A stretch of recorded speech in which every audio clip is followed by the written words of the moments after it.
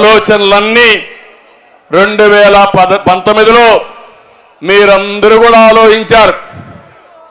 ఏదో ఒక్క ఛాన్స్ అన్నాడు, మాయలో పడ్డారు.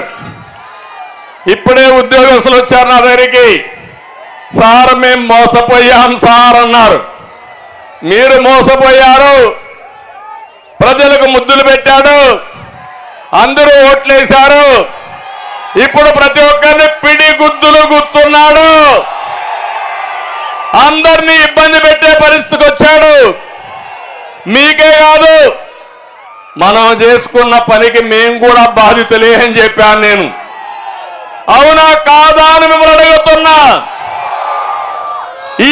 ఒక్క విషయం మీరు గుర్తుపెట్టుకోవాలి, ఒక వ్యక్తి చెడు వ్యక్తి అయితే, కుటుంబ పెద్ద అయితే ఆ కుటుంబం నాశనం అయిపోతుంది. మా చెల్లెమ్మ చెప్తాను, నాశనం అయిపోతుంది.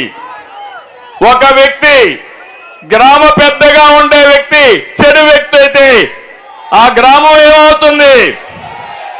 ఒక ముఖ్యమంత్రి రాష్ట్రాన్ని పరిపాలించే వ్యక్తి చెడు వ్యక్తి అయితే ఏమవుతుంది?